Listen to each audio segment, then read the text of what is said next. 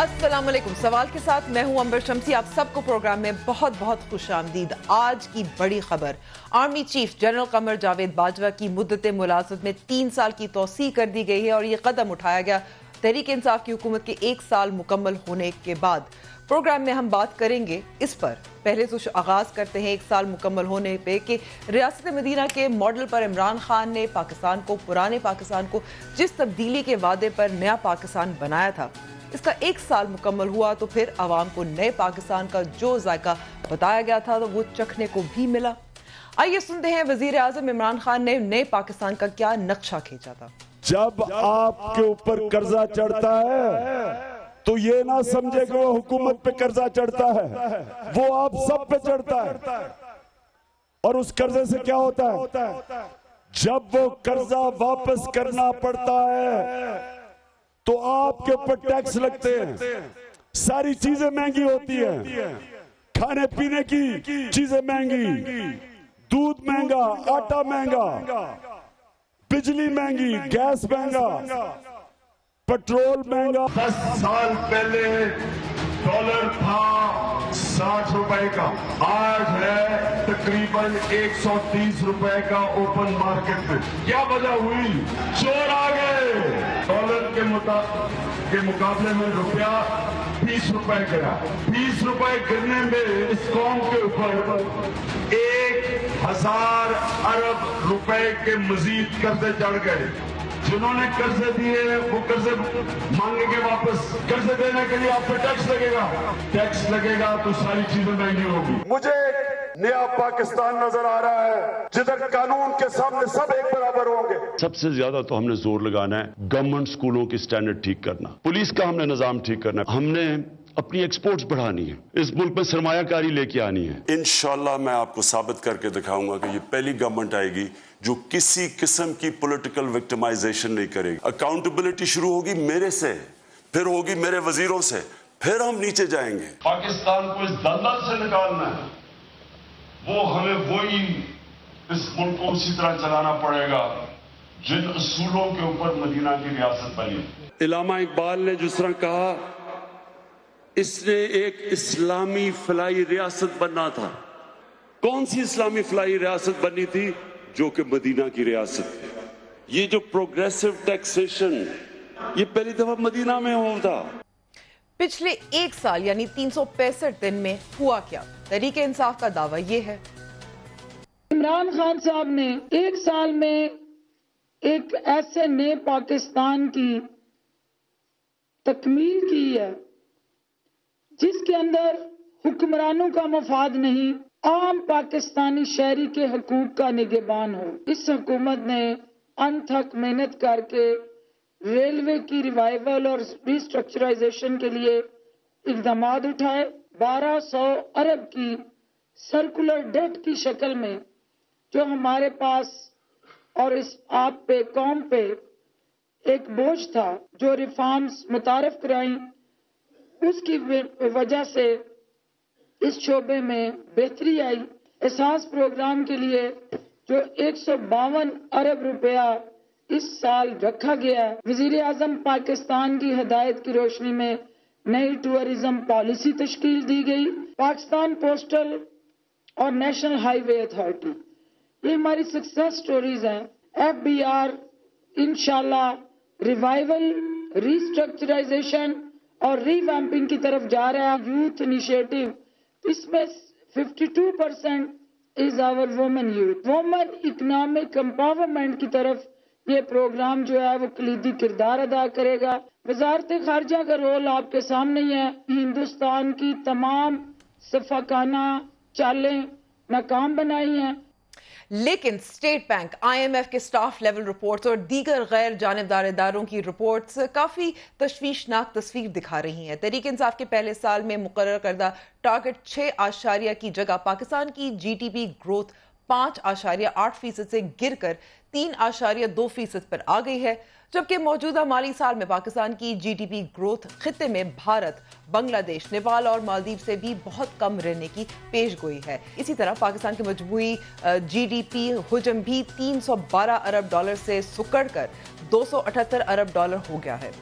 دوسری طرف پاکستان کے قرضوں میں ایک سال میں پریشان کن تک اضافہ ہوا اور یہ 24,000 ارب سے بڑھ کر 32,000 ارب روپے کے قریب چلے گئے، یعنی کہ تحریک انصاف کی حکومت نے ملکی خزانے پر 7,600 ارب روپے کا قرض اضافہ کر کے پاکستان پیپلز پارٹی کی حکومت کا 5 سال میں 6,000 ارب روپے کا قرضہ لینے کا ریکارڈ صرف ایک سال میں توڑ دیا ہے، اور نون لیگ کے 5 سال میں حاصل کردہ مجموعی قرض کا بھی 71% بھی پہلے سال میں ہی حاصل کر لیا۔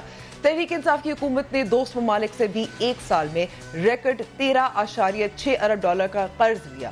سنیے عمران خان ماضی میں قرضوں کو کس طرح برائی اور حکومت میں آ کر خوش آئند پیکج قرار دیتے ہیں۔ جب میں قرضے لیتا ہوں تو قرضوں کی قسطیں ادا کرنی پڑتی ہے، مہنگائی سے بجلی پہ ٹیکس، بجلی مہنگی، گیس پہ ٹیکس، گیس مہنگی، پیٹرول پہ ٹیکس۔ اللہ کا شکر ادا یہ کرتا ہوں کہ ہم جو کوشش کر رہے تھے، ہمیں ایک زبردست پیکج مل گیا سعودی عربیہ سے۔ اب ہمیں امید یہ ہے کہ آئی ایم ایف سے ہم جب قرضہ لیں گے بھی تو وہ ہمیں اتنا زیادہ ہمارے پر بوجھ نہیں پڑے گا۔ اسی طرح نون لیگ کے دور حکومت میں 53,000 کی بلند ترین سطح چھونے والا سٹاک ایکسچینج جب تحریک انصاف کی حکومت ملی تو 42,000 پر ٹریڈ ہو رہا تھا، لیکن ایک سال میں کراچی سٹاک ایکسچینج کے کاروباری حجم میں 32% کمی کے بعد اب 27,000 انڈیکس کی سطح پر آن گرا ہے۔ پیٹرول کی قیمت میں ایک سال میں 22 روپے اضافے کے ساتھ 95 روپے فی لیٹر سے بڑھ کر 117 روپے ہو چکی ہے۔ گیس کی قیمت میں 200% ریکارڈ اضافہ کیا گیا ہے، جبکہ اگست کے آغاز میں 39% مزید اضافہ کر دیا گیا ہے۔ روپے کی قدر میں بھی ڈالر کے مقابلے میں 32% کمی ہوئی اور 123 روپے والا ڈالر اب 161 روپے کا مل رہا ہے۔ پاکستانی روپیہ اس وقت خطے میں سب سے کمزور کرنسی ہے اور ایک بھارتی روپے کے مقابلے میں 2.20 پاکستانی روپے، بنگالی ٹکے کے مقابلے میں 1.84 پاکستانی روپے، جبکہ خانہ جنگی سے بدحال معیشت والے افغانستان کے 1 افغانی روپے کے مقابلے میں بھی 2 پاکستانی روپے مل رہے ہیں۔ تحریک انصاف کی حکومت روپے کی قدر میں کمی کو پاکستان کی ایکسپورٹس بڑھانے سے جوڑتی رہی ہے، لیکن پی ٹی آئی حکومت جہاں پاکستان کا تجارتی خسارہ 15% گھٹانے میں کامیاب رہی ہے، وہیں ایکسپورٹس بڑھنے کی بجائے 1% کم ہو گئی ہیں۔ سونے کی قیمت 60,550 روپے فی تولے سے بڑھ کر 99,000 روپے فی تولے سے تجاوز کر گئی ہے، جبکہ ادویات کی قیمتوں میں ہوشربا اضافہ اس کے علاوہ ہے۔ پیٹرول کی بڑھتی قیمت اور روپے کی گھٹتی قدر نے 6 سال بعد مہنگائی کی شرح کو 10% سے بڑھا دیا۔ اگست 2018 میں 5.84% کی شرح سے بڑھتی مہنگائی اس وقت 10.34% کے اضافے سے بڑھ رہی ہے، جس کا اعتراف گورنر اسٹیٹ بینک نے بھی کیا کہ مہنگائی ابتدائی اندازوں سے زیادہ رہے گی۔ جب ایکسچینج ریٹ کی ڈپریسیشن آتی ہے تو اس پہ ایک ایکسپیکٹڈ انفلیشن پہ امپیکٹ پڑتا ہے۔ اگلے 1-2-3 مہینوں میں جو قیمتیں ہیں ان پہ ایک ون ٹائم اضافہ ہونے کا کچھ امکانات ہیں۔ اس کی وجہ یہ ہے کہ جو بجٹ میں یوٹیلیٹی پرائسز، گیس، بجلی اور کچھ اور جو میجرز ہیں جس کی وجہ سے ایک دفعہ قیمتوں میں اضافہ ہوگا، اس کی وجہ سے بھی تھوڑی سی جو ایکسپیکٹڈ انفلیشن ہے اس کے بڑھنے کے امکانات۔ اسی طرح اقتصادی جائزہ رپورٹ کے مطابق صنعتی شعبے میں 7.6% ترقی کے ٹارگٹ کی جگہ صرف 1.40% حاصل کیا جا سکا۔ تعمیرات کے شعبے میں شرح نمو منفی 7.6% رہی، جبکہ زراعت کے شعبے میں بھی 3.8% کے ٹارگٹ کی بجائے صرف 0.8% کا اضافہ ہوا۔ کپاس کی پیداوار میں 17%، گنے کی فصل میں 19% اور چاول کی فصل میں 3% کمی ہوئی۔ کپتان کے خواب کی تعبیر جب یہ نکلی تو بڑے بڑے بھی گھبرا گئے۔ اس میں کوئی شک نہیں کہ مہنگائی ہے، ہم سب کو یہ احساس ہے۔ Depressing things happening all around us. We see and we are told that our economy is in ICU. Sometimes we are told it is out of ICU. Sometimes we are told it is coming out of it. we get depressed. یہ نہ ان سے کوئی expect کرے کہ معجزے ہوں گے اور اگلے 3 مہینے کے اندر جو ہے وہ دودھ اور شہد کی ندیاں بہیں گی. اس شک نہیں ہے کہ یہ مہنگائی بڑھ گئی ہے. مارچ کے ایکسپورٹس کے فگرز تھے نا وہ اچھے نہیں تھے. میں بھی بہت پریشان ہو گیا کہ یہ کیا ہوگا. حکمت اور دانش مندی سے ہمیں چلنا پڑے گا. 2 روٹیوں کے بجائے ایک پہ کچھ عرصے کے لیے اکتفا کرنا پڑے گا. وزیر اعظم عمران خان اب بھی قوم کو یقین دلا رہے ہیں کہ گھبرانا نہیں. قرضوں کو اتارنے کے لیے جب تک ہم نظام کو ٹھیک کرتے ہیں تھوڑی دیر قوم کو مشکل سے گزرنا پڑے گا. میں اپنی قوم کو صرف ایک چیز کہنا چاہتا ہوں, کبھی گھبرانا نہیں ہے آپ نے. تھوڑا سا آپ کو صبر کرنا پڑے گا. جیسے جیسے ہم پیسہ اکٹھا کر رہے ہیں تو یہ آپ صبر کرنا پڑے گا مجھے, اور اتنی دیر آپ نے پہلی صبر کیا ہے. اب سب کے لیے میں صرف کہنا چاہتا ہوں کہ حوصلہ رکھیں, کوئی گھبرانے کی بات نہیں ہے. یہ صرف چھوٹا سا پیریڈ ہے, آرام سے آپ ریلیکس کریں, گھبرانے کی بات نہیں ہے. میں آپ کو انشاءاللہ اس کا حل بتاؤں گا. کپتان کیوں ایسا سمجھتے ہیں؟ شاید اس کی وجہ پاکستان کے سب سے طاقتور ادارے فوج کی پی ٹی آئی حکومت کو غیر معمولی سپورٹ ہے. 72 سال میں تحریک انصاف وہ پہلی حکومت ہے جس کے ساتھ فوج کی غیر معمولی حد تک سپورٹ ہے. سنتے ہیں D G I S P R major general Asif Ghafoor حکومت کے لیے حسن ظن رکھنے کی ہدایت دے رہے ہیں. 6 مہینے صرف آپ اس ملک, you are the opinion makers domestically and internationally also. ہمارے ملک کی اتنی اچھی چیزیں ہیں, دکھائیں, پبلک اویئرنیس کریں, ان کو بتائیں کہ پاکستان میں کیا بہتر ہو گیا. اس کا مطلب یہ نہیں کہ خراب نہیں بتائیں. 6 مہینے کے لیے آپ پاکستان کی پروگرس, پوٹینشل پاکستان میں بھی دکھائیں اور باہر دکھائیں, اور دیکھیں پاکستان کہاں پہنچتا ہے.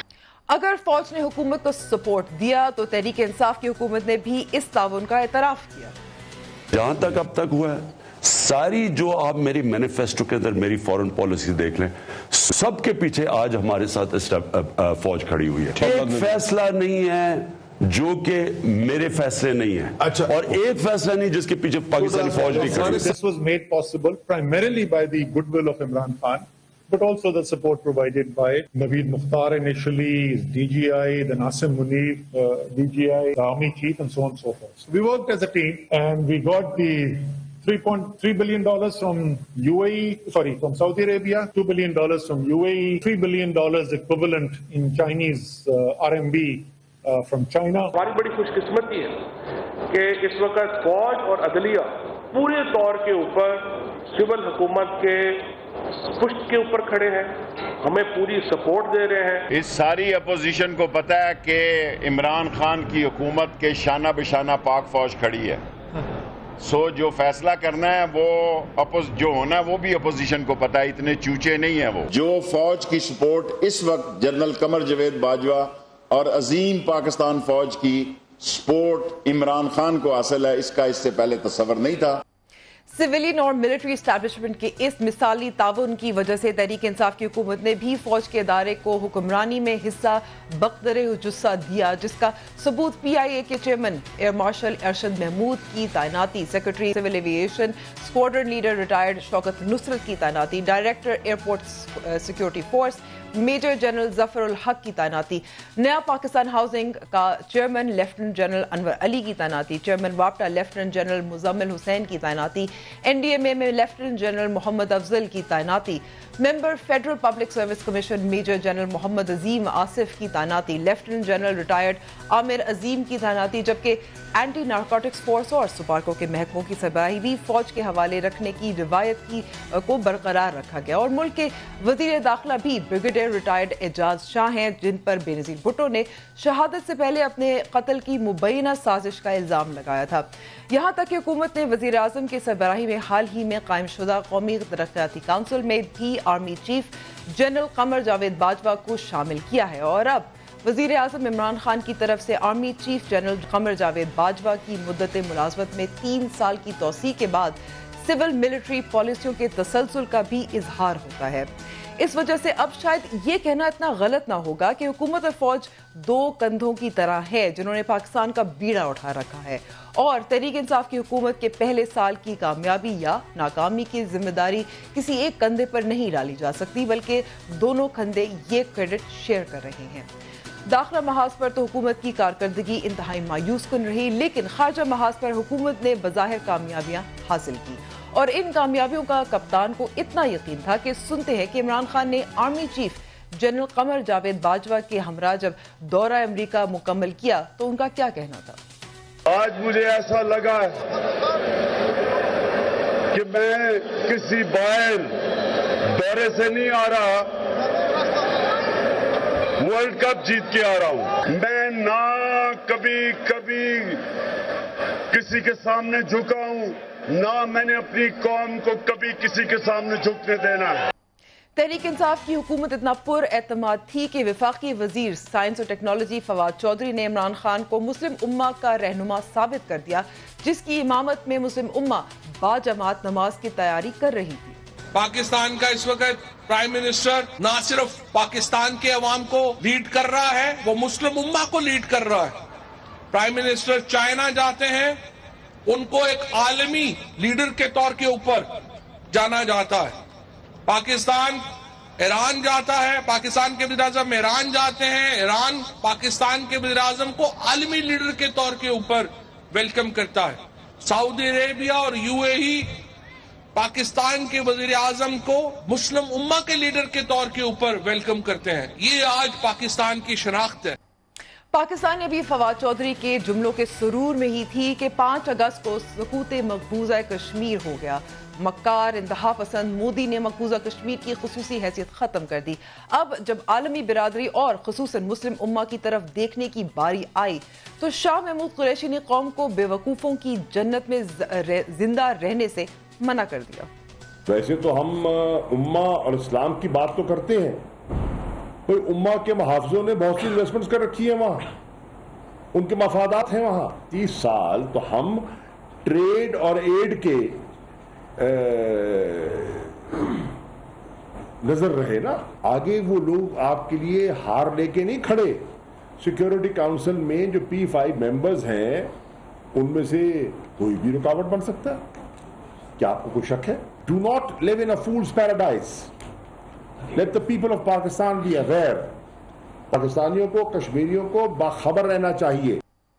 صرف عوام نہیں، شاید کپتان خود بھی فواد چودھری اور شاہ محمود قریشی میں کنفیوز ہو گئے کہ کون درست کہہ رہا ہے اور کس کی سنے، یہاں تک کہ انہوں نے اپوزیشن سے پوچھ لیا اب آپ ہی بتائیں میں کیا کروں۔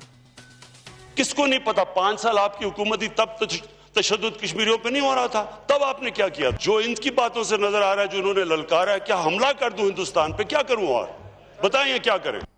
تحریک انصاف نے ابھی تک احتساب کے وعدے پر بھرپور عمل کیا ہے اور دونوں بڑی اپوزیشن جماعتوں کے مرکزی قیادت اس وقت جیل میں ہے۔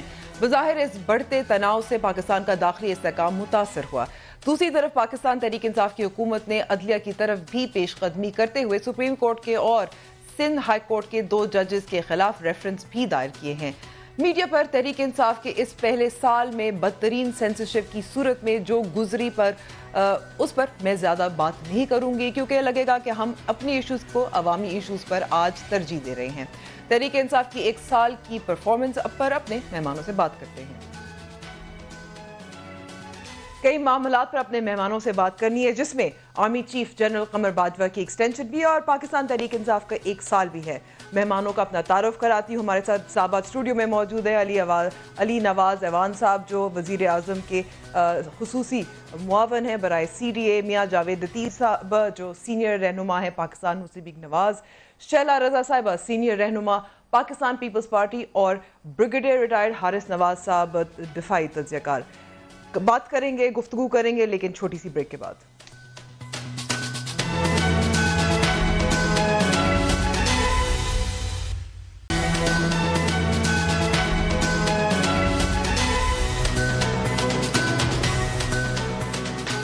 ویلکم بیک ٹو دا شو۔ علی نواز صاحب، army chief general Qamar Javed Bajwa کی مدت ملازمت میں ایکسٹینشن آپ کی نظر میں جو توسیع کی گئی ہے کیوں ضروری تھی؟ اس پہ پاکستان پہ کیا اثر ہوگا اور آپ کیا سمجھتے ہیں کہ فوج کے ادارے پہ کیا اثر ہوگا؟ بڑا اچھا امپیکٹ جائے گا، لیکن جو سیکیورٹی سچویشن ہے اس وقت پاکستان کی، جس فیز میں سے پاکستان گزر رہا، اسپیشلی پلوامہ اینڈ دین اس کے بعد اسکیلیشن جو پلوامہ کی ہوئی تھی، اور اس کے بعد جو مودی صاحب نے 370 اور 35A ختم کیا ہے، اور جو LOC کے اوپر جو ٹینشنز ہیں، پھر آپ کو 2400 کلومیٹرز لانگ بارڈر آن افغانستان سائڈ، اس پہ بھی آپ دیکھیں طالبان اور امریکہ کو آپ ٹیبل پہ بٹھا رہے ہیں. تو سیکیورٹی سچویشن دیکھ کے یہ بڑا اچھا فیصلہ ہے. دیکھیے اس سے فرق کیا پڑے گا. ماضی میں عمران خان صاحب مخالفت بھی کرتے رہے تھے. جب کی ہے کئی دفعہ کی ہوگی, چاہے جنرل کیانی ہو, چاہے جنرل راحیل شریف. جب انہوں نے ایکسٹینشن منع کی تھی, انہوں نے کہا تھا کہ قوم کی عزت ان کے لیے کیانی صاحب کی ایکسٹینشن ہوئی تھی لاسٹ میں سب سے, اس کے بعد تو ہوئی نہیں. لیکن راحیل شریف کے بارے میں ٹویٹ بھی انہوں نے کیا 2016. جی. تو میں یہ کہہ رہا ہوں کہ سچویشنز دیکھیں, سچویشن اب کیا ہے, سچویشن پہلے کیا تھی. اس وقت جو سچویشن ہے آپ کے سامنے ہے, پورے انٹرنیشنل ورلڈ میں ہم جا رہے ہیں اور اپنی پالیسی کو, اپنے نریٹو کو آگے لے کے جا رہے ہیں کہ مودی اور ہٹلر کا جو ہم نے نریٹو ہے وہ انہوں نے کہا ہے کہ یہ ایک ہیں, یہ فیشسٹ ہیں, یہ ریسسٹ ہیں. یہ تو وزیر اعظم عمران خان کا پیغام ہے. جی میں یہ کہہ رہا ہوں. کیوں کہہ رہے ہیں؟ دیکھیں جو ہماری ٹینشنز چل رہی ہیں نا انڈیا کے ساتھ. لیکن جنرل کیانی جب آرمی چیف تھے تو اس وقت آپ کو معلوم ہے کہ دہشت گردی عروج پر تھی پاکستان میں, تو ان کی بھی پھر ایکسٹینشن پہ ضروری تھی. اس وقت مخالفت کیوں؟ آپ سمجھتے ہیں کہ داخلی معاملات فرق ہوتے ہیں؟ میں یہی کہہ رہا ہوں. اب اس وقت سچویشن کیا ہے, داخلی کے ساتھ ساتھ جو آپ کا ایکسٹرنل میٹرز ہیں وہ بھی سارے آپ کے سامنے کس طرح کھول کے سامنے. اس وقت ہم پوری دنیا میں کیس لڑ رہے ہیں اپنا. ہمارا دیکھیں, میں نے آپ کو جو پہلے کہا 2400 کلومیٹر لمبا بارڈر افغانستان, امریکہ اور طالبان کو آپ ٹیبل پہ بٹھا رہے ہیں. دوسری طرف ایل او سی کا آپ کے سامنے ہے. انڈیا آپ کے ساتھ کیا کرنے جا رہا ہے 35 اور 370 کے بعد. ان کے بیان آپ نے کہ ہم اپنا وہ جو رائٹ ہم نے وڈرا کیا تھا کہ ہم نیوکلیر ویپن پہلے استعمال نہیں کریں گے. آپ تو ایک طرف وار کے اندر ہیں اس وقت, اور جب آپ وار کے اندر ہیں تو آپ نے اپنی سیکیورٹی پالیسی کو استحکام دینا ہے, اور this is the right way to go forward. ٹھیک ہے, یہی طریقہ ہے اور یہی فیصلہ ہونا چاہیے تھا. بریگیڈیئر ریٹائرڈ حارث نواز صاحب, بہت بہت شکریہ وقت دینے کا. لیکن پہلے میں شروع کرتی ہوں کیونکہ شیلا رضا صاحبہ سے میں یہاں سوال کرنا چاہوں گی. جب جنرل کیانی کی ایکسٹینشن کی بات ہوئی تھی تو اس وقت وزیر اعظم عمران خان صاحب نے بہت مخالفت کی تھی. وہ داخلی معاملہ تھا, دہشت گردی عروج پر تھی. آپ کیا سمجھتی ہیں کہ general army chief general Qamar Javed Bajwa کی مدت ملازمت میں توسیع سے کیسی ثابت ہوگی؟ اچھا, دیکھیے میں سب سے پہلے تو کہتی ہوں کہ چلیے وزیر اعظم کا پروگریٹو ہے, انہوں نے استعمال کیا, لیکن اس کو داخلی معاملہ کہنا میں سمجھتی ہوں کہ بھارت سے ہماری جتنی جنگیں ہوئی اس میں اتنے لوگ شہید نہیں. شیلا صاحبہ میں تصحیح کر دیتی ہوں, داخلی معاملہ جنرل کیانی کا تھا کیونکہ دہشت گردی تھی پاکستان کے سرحدوں کے اندر. اس وقت خارجہ معاملات کی بات ہو رہی ہے. ایک منٹ جنرل کیانی وہ تو مشرف تھے. یہ اس سے بھی زیادہ خطرناک معاملہ تھا کیونکہ ہم کو اپنی فوج کو بارڈر سے ہٹا کر شہروں میں اتارنا پڑا کیونکہ ہماری پولیس اس دہشت گردی کے لیے ٹرینڈ نہیں تھی, اور پولیسنگ کے تھرو ہماری فوج نے ہمارے علاقوں میں کام کیا. آج ہم جو ہیں, میں مخالفت نہیں کر رہی ہوں, لیکن یہ کہنا کہ وہ ہلکا معاملہ تھا, نہیں, پروکسی وار تھی. ہمارا دشمن ہماری شکل کا ہمارے درمیان موجود تھا. یہ تو بارڈر کے ادھر سے ایک ہماری پرانا دشمن ہے جس کے ساتھ ہم اس وقت ہمارا معاملہ ہے. تو میں یہ سمجھتی ہوں کہ یہ اپنے بات کو اچھا کہنے کے لیے, دوسرے کو تھو کرنے کے لیے, یہ جو ہے نا فریجائل سے دلائل, کیونککہ اردو میں پھر وہ اچھا نہیں لگے گا اگر میں لفظ استعمال کروں گی, اچھے نہیں ہیں. لیکن ٹھیک ہے, آپ اگر سمجھتے ہیں اچھا ہوا آپ نے پھر استعمال نہیں کیے وہ الفاظ ملنی چاہیے. جی ہاں, تو میں یہ سمجھتی ہوں کہ میں یہ سمجھتی ہوں ٹھیک ہے, آپ کا پروگریٹو ہے, آپ جو صورتحال ہے اس میں آپ خیر مقدم کرتی ہے پاکستان پیپلز پارٹی, خیر مقدم کرتی ہے. دوسرے کے فیصلے کو آپ نے یہ کہنا کہ نہیں وہ غلط تھا, یہ آپ کی پرانی بات ہے کہ آپ کریں تو حلال, دوسرے کریں تو حرام. آپ کی ایمنسٹی حلال, دوسروں کی حرام. آپ کے سارے یو ٹرن حلال, دوسروں کے حرام. تو یہ اس سے نکل آئے پلیز. آپ بار بار تھوک کے چاٹ رہے ہو لیکن اپنے بڑے بول سے نیچے نہیں آ رہے ہو. ٹھیک ہے شیلا صاحبہ, یہاں روکتی ہوں. جاوید لطیف صاحب, پاکستان مسلم لیگ نواز نون لیگ اس ایکسٹینشن کو کس طرح سے دیکھ رہی ہے, کس نظر سے دیکھ رہی ہے؟ دیکھیں امبر, پہلی بات تو یہ ہے کہ یقیناً پاکستان کے داخلی خارجی حالات جو ہیں اور جن حالات سے دو چار پاکستان کے دفاعی ادارے ہیں, اس میں تو کوئی شک نہیں ہے, اور ان حالات میں جب کوئی ریاست حالت جنگ میں ہو اس میں ایسے فیصلے بعض اوقات ملک کے فائدے میں ہوتے ہیں جو کرنے پڑتے ہیں، مگر میں یہ کہوں گا ضرور کہ دیکھنے اور سوچنے سمجھنے والی بات یہ بھی ہے کہ کیا ایک سال کی جو حکومت ہے ان کی پالیسیوں کی وجہ سے داخلی خارجی محاذ پر کیا ٹینشن جو ہے یا کشیدگی جو ہے وہ بڑھ تو نہیں رہی؟ یہ آج پاکستانی قوم جو ہے اس سوال کو ڈھونڈ رہی ہے، اس کا جواب ڈھونڈ رہی ہے کہ کیا ایسا تو نہیں ہے کہ ان کی وجہ سے، ان کی پالیسیوں کی وجہ سے ہمیں ان حالات سے دوچار ہونا پڑا۔ اور دوسرا میں یہ کہوں گا کہ آج دنیا دیکھ رہی ہے جاوید لطیف صاحب، لیکن اگر ہم نریندر مودی ان کے عزائم جو انہوں نے پہلے بالا کوٹ پہ حملہ کیا، اس کے بعد مقبوضہ کشمیر کی خصوصی حیثیت ختم کی، تو یہ تو ہم نہیں کہہ سکتے کہ یہ پاکستان تحریک انصاف کی حکومت کی وجہ سے ہے، ان کا اپنا ایجنڈا تھا۔ نہیں امبر، ابھی آپ نے جو اپنے ابتدائیے میں جو گفتگو کی اور آپ نے ایک کوٹ کیا ایک دو وزراء کو جو کہہ رہے تھے کہ اسلامی امہ کے لیڈر ہیں، یا امریکہ کا جو کامیاب دورہ کر کے عمران خان صاحب نے فرمایا، تو مجھے یہ بتائیں کہ اسلامی امہ کے جو لیڈر جن کو قرار دیا جا رہا ہے، کیا مکہ ڈکلیریشن میں کشمیر کا ذکر تھا؟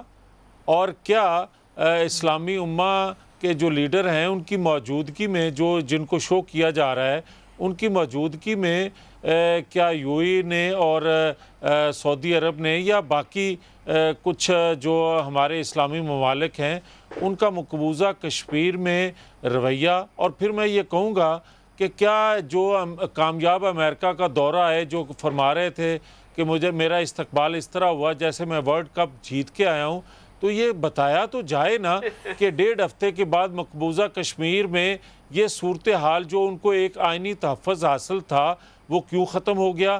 پھر یہ بھی قوم سوال کرتی ہے نا کہ وہ کامیاب جو دورہ آپ کر کے آئے ہیں اس کے بعد کیا پاکستان کے اندرونی اور بیرونی معاملات درست ہو گئے؟ کیا وہ آپ جو کامیاب دورہ کر کے آئے اس کے بعد سی پیک کو تحفظ ملا یا رول بیک ہو گیا؟ آپ یہ بتائیں کہ کیا کامیاب دورے کے بعد جو آپ ایران کے لیڈرشپ بھی بات کر رہے تھے کہ وہاں بڑا ان کو ایک اسلامی لیڈر کے طور پر جانا گیا یا عالمی لیڈر کے طور پر جانا گیا، وہاں کیا تحفظات ہیں پاکستان کے حوالے سے؟ کیا ٹھیک ہے سوال کیونکہ آپ نے بہت کیے، میں اس لیے جاوید لطیف صاحب سے روکتی ہوں کیونکہ میں چاہتی ہوں کہ علی صاحب کو موقع دیا جائے وہ جواب دیں۔ اچھا، جس طرح جاوید لطیف صاحب نے بات کی جو آئی سی کی جو اس میں جو پہلے بھی بات ہوئی تھی، آخری سوال کوئکلی میں یہ کہوں گا کہ کیا افغانستان میں جو امن کے لیے کاوشیں ہو رہی ہیں یا طالبان کے ساتھ جو مذاکرات ہو رہے ہیں یا پاکستان کے مفاد میں ہو رہے ہیں یا امریکی مفادات جو ہیں ان کو واچ کیا جا رہا ہے؟ یہ ساری چیزیں دیکھنے والی ہیں جو قوم سوال کر رہی ہے۔ قوم جواب دیتی ہے آپ کو۔ سر دیکھیں، بڑی اچھی بات کی، ایک او آئی سی کا ہوا تھا جس میں ایک بالکل الگ ایک پیرا لکھا گیا تھا کشمیر کے لیے، اگر آپ تو اسے ڈسپلے کر سکتے ہیں، بٹ یہ نہیں ہوا کہ اوفا کنونشن ہوا اور اس میں کشمیر کا ذکر ہی نہیں ہوا۔ یہ بھی نہیں ہوا کہ آپ نے یونین ریزولوشن 1948 کی، اسے آپ نے بیک آف کیا شملہ معاہدے میں اور اس کو آپ نے بائی لیٹرل بنا دیا اور کشمیر کے ایشو کو پیچھے لے گیا۔ نہ یہ لاہور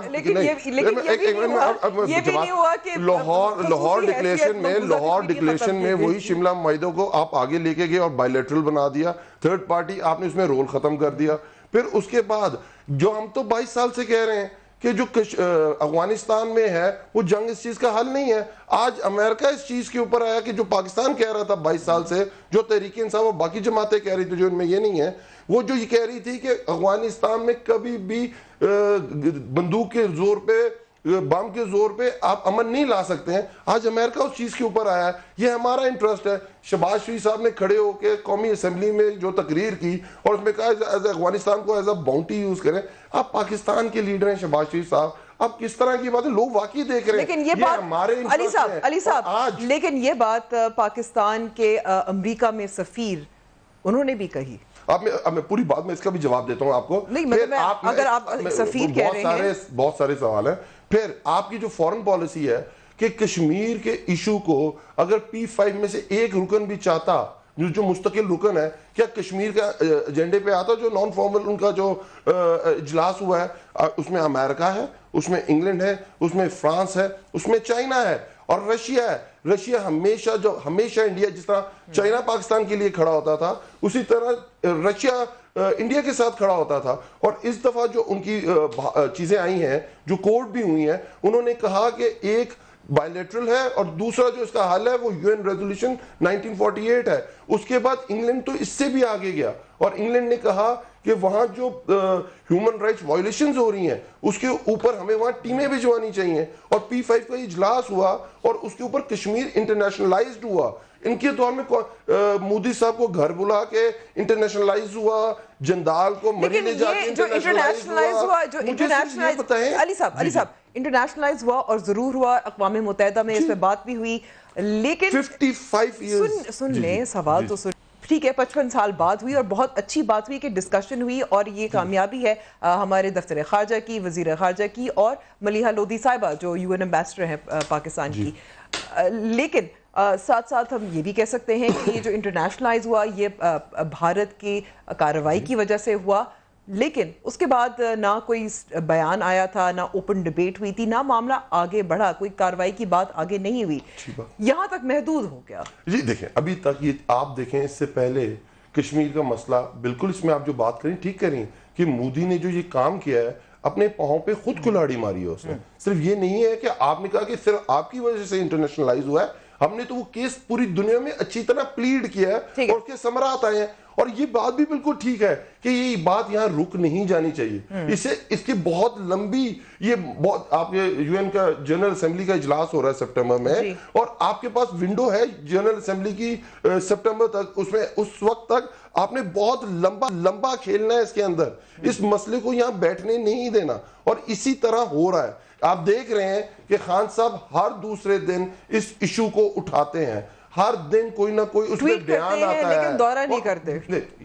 پھر اب وہی بات ہے کہ انٹرنیشنل نریندر مودی جو ہے وہ UAE جا رہا ہے, ان کو اعزاز مل رہا ہے. بالکل اعزاز مل رہا ہے. دیکھیں شاہ محمود قریشی صاحب چائنا گئے, وزیر اعظم کی بات کریں, آپ کی جو فورن پالیسی ہے جس کی بیس پہ P5 میں سے کوئی بندہ اس نے بیک آف نہیں کیا اور یہ اجلاس ہو گیا, تو آپ کا کیا خیال ہے اس کے پیچھے کتنی محنت ہوگی کہ گھر بیٹھے یہ سارا کام ہو گیا ہوگا؟ ٹھیک ہے, یہ تو نہیں ہے آپ کا موقف سامنے آ گیا, آپ ہر جگہ بات کی ہے, ہر بات کر رہے ہیں اور ہر روز ٹویٹ بھی کر رہے ہوتے ہیں. ٹھیک ہے, میں آپ کو روکتی ہوں, میں آپ کو یہاں روکتی ہوں. بریگیڈیئر حارث نواز صاحب بھی ہمارے ساتھ اب موجود ہیں, بہت بہت شکریہ وقت دینے کا. بریگیڈیئر صاحب, آرمی چیف کی ایکسٹینشن, فوج کا ادارہ کس طرح سے دیکھ رہا ہے اس کو؟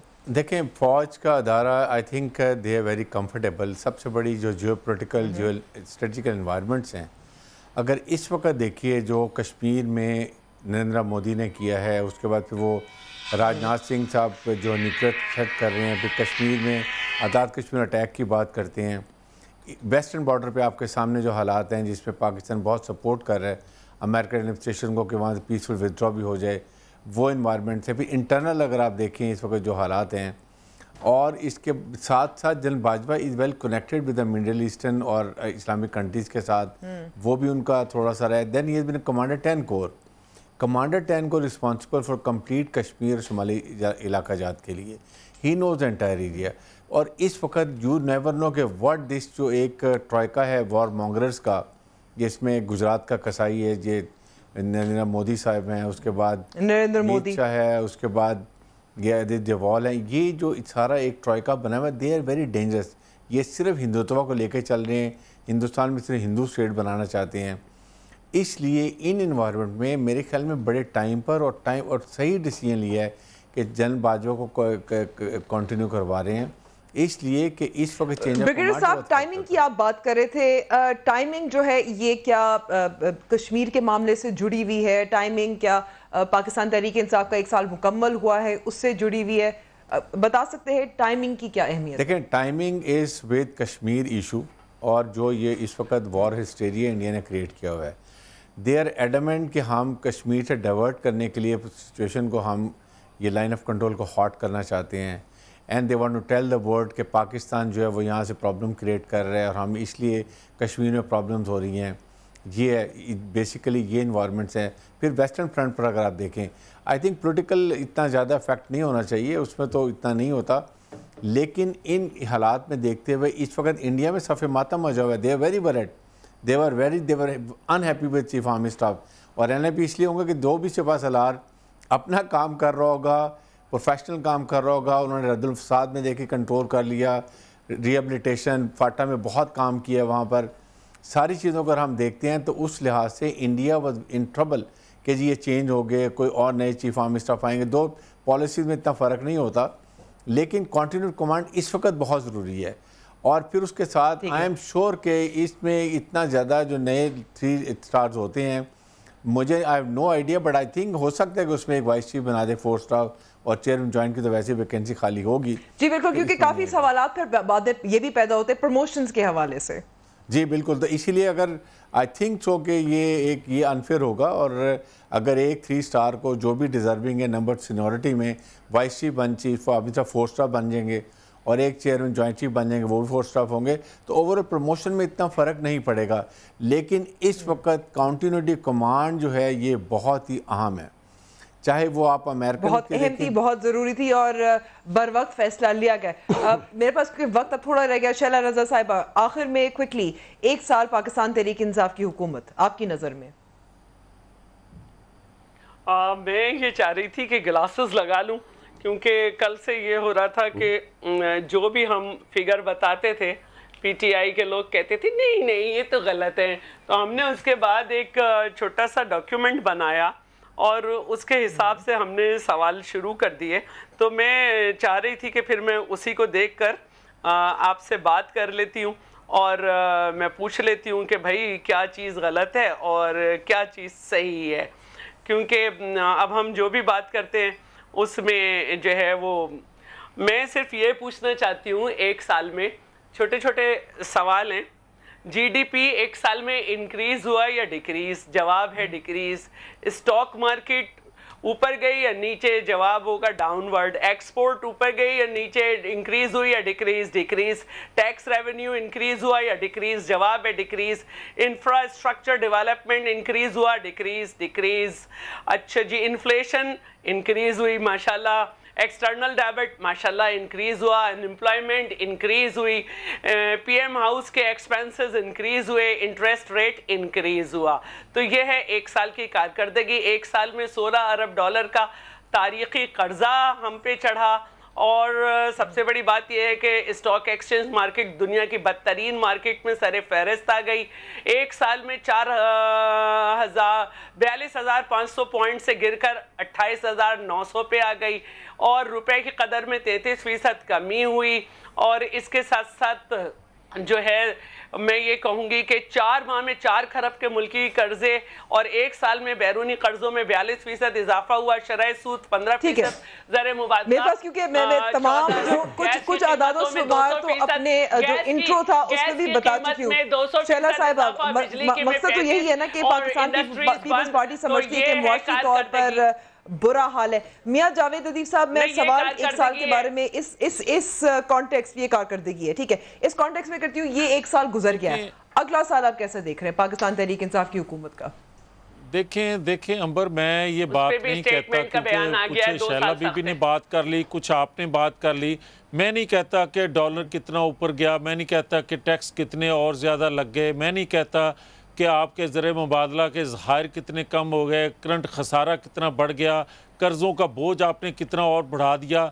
میں تو کہتا ہوں کہ عام آدمی جو ہے, جس کو آپ کہہ رہے ہیں کہ 2 وقت کی روٹی کھانے کی بجائے 1 روٹی آپ کھا لیں, جو آپ مشورہ دے رہے ہیں, آپ اس کا موازنہ ذرا کریں. آپ یہ دیکھیں کہ ہمارے دور میں دال ایک عام چیز کی جو بات کر رہے ہیں, جو ہر بندے کی ضرورت ہے, وہ 70 روپے تھی, آج 120 روپے. چینی 50 روپے تھی, آج 80 روپے. آپ یہ دیکھیں چاول اس وقت 70 روپے تھا, آج 150 روپے کے مل رہے ہیں. آئل گھی وغیرہ جو تھے میں معذرت آپ کی بات یہاں کاٹ رہی ہوں, کیونکہ مقصد یہی ہے کہ ہم صرف جی ڈی پی کی بات نہیں کر رہے, ہم تو براہ راست متاثر کرتی ہے غریب کو اور مڈل کلاس کو. مہنگائی 10%, اور لگتا ہے کہ G D P growth rate جو ہے وہ مزید کم ہو جائے گی. اگلے سال کیا توقع کرتے ہیں؟ انشاءاللہ بہت اچھا ہوگا. 30 سیکنڈ میں یہ کہہ رہا ہوں, پر آپ نے کہا کیسی ہماری گورنمنٹ پیپلز پارٹی کی 11 سال کی گورنمنٹ سے بہت اچھی رہی. کسی نے زکوٰۃ اینڈ عشر پہ ڈاکہ نہیں مارا, کسی نے ہاری کی گندم چوری نہیں کی, کسی نے ہاری کا باردانہ چوری نہیں کیا, کسی نے بچوں کو ایڈز نہیں کرائی, کسی نے صاف پانی پینے کے پیسے نہیں کھائے. اور بڑی اور مزہ, اور ہماری ڈیویلیوشن ہوئی ہے 33%. ان کی جو پیپلز پارٹی جو بول رہی ہے ان کے پہلے سال میں 34% ہوئی تھی. اس کے بعد انہوں نے غلط بات کی, کرنٹ اکاؤنٹ ڈیفیسٹ آپ کا $6 ارب کم ہوا, ٹریڈ ڈیفیسٹ. میں یہی تو کہتا ہوں, ابھی انہوں نے صحیح والی اینک پہن کے باتیں کی ہیں, شکر وہ کالی اینک پہن کے نہیں کی, اس سے بھی غلط فگرز دیتی ہیں. ان کا تو یہی تو مسئلہ ہے. پارٹی سے موازنہ کیا جائے تو ان سے موازنہ کرنا کسی بھی پولیٹیکل گورنمنٹ کی تضحیق کرنے کے برابر ہے. علی صاحب بہت بہت شکریہ وقت دینے کا. میاں جاوید لطیف صاحب, شیلا رضا صاحبہ اور بریگیڈیئر ریٹائرڈ حارث نواز صاحب. اب ناظرین ہم لیتے چھوٹی سی بریک, لیکن بریک کے بعد ایک خصوصی مہمان سے ہم بات کر رہے ہیں. ہم کشمیر کی تو بات کریں, مقبوضہ کشمیر کی, جہاں 14 روز سے کرفیو نافذ ہے, بچے اسکول نہیں جا رہے, 4000 نوجوانوں کو گرفتار کیا گیا ہے. لیکن جو انتظار کر رہے ہیں ہم کہ جو انفلوئنشل لوگ ہیں جس میں سیلیبریٹیز شامل ہوتی ہیں جیسے کہ پریانکا چوپڑا, وہ کچھ بولیں, تو پھر اس پہ جواب ملا ایک پاکستانی نژاد امریکی لڑکی سے, عائشہ ملک سے. ان سے بات کریں گے بریک کے بعد.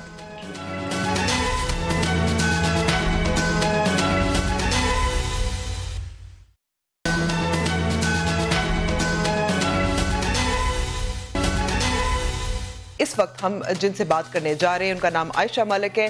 وہ امریکہ میں مقیم ہیں اور بزنس کرتی ہیں. بہت بہت شکریہ عائشہ وقت دینے کا. عائشہ, کچھ ناظرین کو بتا سکتی ہیں کہ یہ ایونٹ کیا تھا؟ وہ بات کر رہی تھی اور پھر جب آپ نے ان کی بات سنی, جہاں تک میں نے پڑھا ہے دیکھا ہے, آپ بتا سکتی ہیں یہ کیسے ہوا کہ کیا کہہ رہی تھی وہ, اور پھر آپ نے جو جواب دیا اس پر رسپانس آپ کی کیا جذبات تھے جب انہوں نے رسپونڈ کیا تھا؟ مجھے پتا تھا وہ ادھر ہونے والی تھی بات کرنے کے لیے, اور میں بس پاس بائی کر رہی تھی. میں سمجھی وہ میک اپ کے بارے میں بات کریں گے, لیکن وہ میں نے سنا تھا اس نے کہا تھا I'm a humanitarian and we should love our neighbors. تو جب میں نے یہ سنا میں نے کہا اس نے کیا کہا, اور میرا دوست مجھے ایسے دھکا دے رہی تھی, عائشہ just keep walking, keep going, forget her. لیکن میں نے کہا نہیں میں سننا چاہتی ہوں اس نے یہ کیوں کہا. تو میں 20 منٹس کے لیے, یعنی کہ آپ کو لگا کہ اس کی پریانکا چوپڑا جو کہ اقوام متحدہ کی گڈ ول ایمبیسڈر بھی ہے, یونیسیف کی, منافقت آپ کو نظر آئی؟ یا بالکل. لیکن جو پریانکا چوپڑا کا جواب تھا کچھ کانڈیسینڈنگ بھی تھا. یا وہ جو 20 منٹس میں سن رہی تھی اس کو, وہ ایک بیوٹی پیجنٹ کی طرف بات کری تھی. وہ ٹرینڈی, وہ تو عائشہ وہ تو مس ورلڈ تو رہی تھی نا اداکارہ بننے سے پہلے. I mean ان کی جو پی آر ٹیم ہے نا اس کو ایسے اسپیچز دیتی ہے ایسے بات کرنا ان آڈینس کو ان فرنٹ آف. لیکن جب وہ میرے ساتھ بات کری تھی وہ سے اصلی ریئل پریانکا تھا.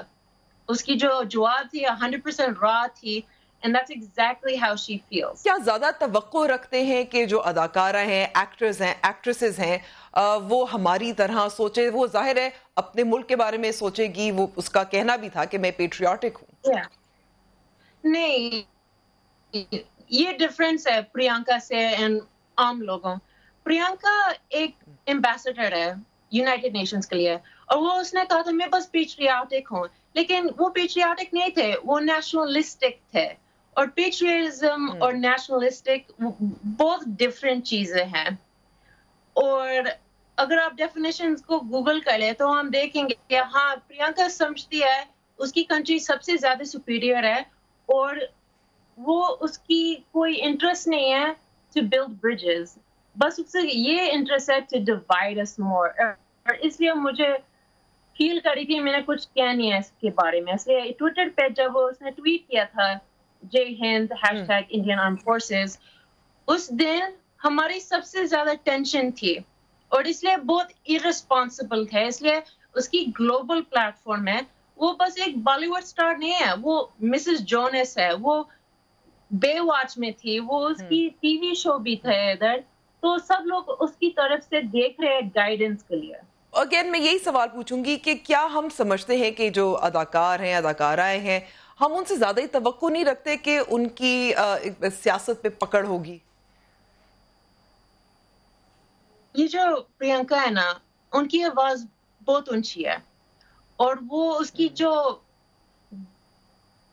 کی جو ریلیشن شپ ہے مودی کے ساتھ پالیٹیشینز کے ساتھ whether you like it or not بہت ہی امپورٹنٹ ہے. تو اس لیے ہم کو ایسے والی لوگ کو ہائر سٹینڈرڈز پہ ہونے چاہیے. آخر میں پہلے آپ پرینکا کی فین تھی؟ بالکل. I mean کیا وہ 50 بالی ووڈ فلمز میں ہے تو میں نے ساری دیکھ لی ہے. میری اردو اتنا اچھی نہیں ہے اس لیے میرے پاس کوئی دیسی دوست نہیں ہے. میں الاسکا میں رہتی ہوں, ادھر کوئی ساؤتھ ایشین دیسی پاکستانی لوگ نہیں ہیں, تو میرے پاس کیا ہے بالی ووڈ فلمز ہے. تو میں دیکھتی جاتی ہوں اور آف کورس میں فین ہوں. ہاں وہ دوسری سائڈ آف دا بارڈر کی ہے, وہ انڈین ہے, لیکن وہ لگتا ہے وہ اپنی like she is one of my own. تو جب سن جاتی ہے one of my own is okay with having my country being wiped off the planet, تو first مجھے افسوس ہوئیں گے. ٹھیک ہے, یعنی کہ آپ مایوس ضرور ہوئی ہیں. عائشہ بہت بہت شکریہ ہمیں وقت دینے کا. پروگرام کا وقت یہاں ختم ہوتا ہے, اب ہوگی کل ملاقات. خدا حافظ.